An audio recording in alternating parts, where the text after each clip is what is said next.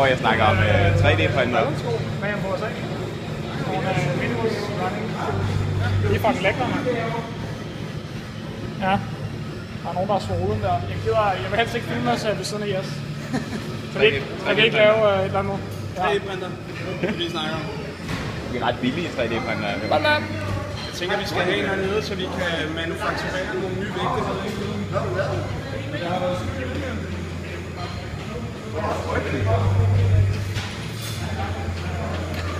Store håndvægte, store muskler. Store, flotte mennesker. Også det.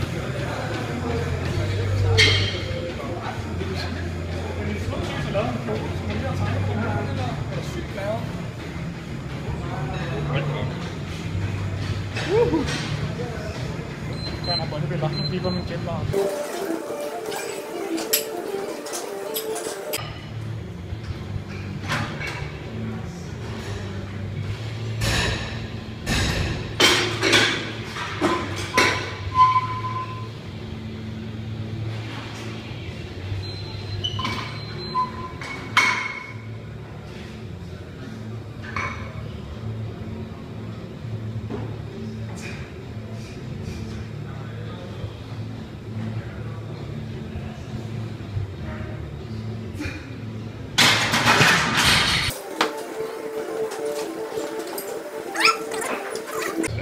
Vi vil også se, hvad du laver. What are you doing? Vi superviserer. Ja.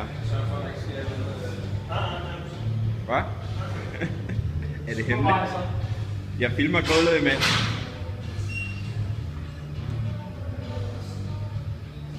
Yep.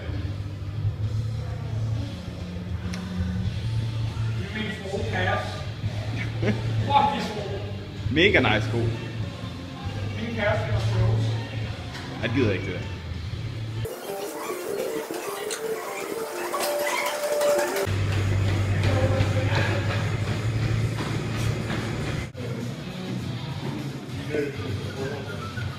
Hej drenge. Hold da kæft, det er Altså, er du stadig syv for mig? Hvad? Er du stadig syv for mig? Ja, jeg er lidt skuffet. Er du? Jeg er ked af det. Det var lidt tarveligt. Jeg lavede det overhovedet ikke komme i går. Jeg faldt i søvn. Ja, jamen det er sådan, Jeppe gør det. Det nok gjorde. Hvad vil Jeppe? Hvad er han syv for mig? Fordi han mener, at jeg skal prøve at slå os ikke? Jeg sagde ikke noget om det.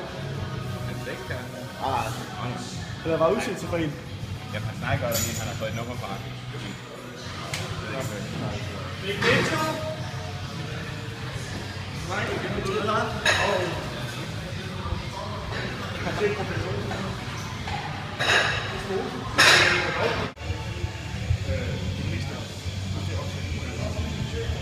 Så er det ikke at tænke over.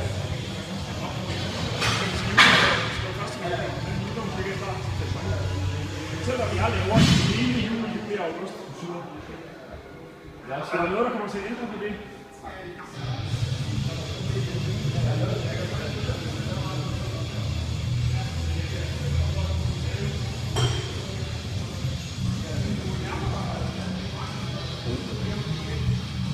Så er der bare post-down. Efter en fænomenal omgang 160 kilo squats,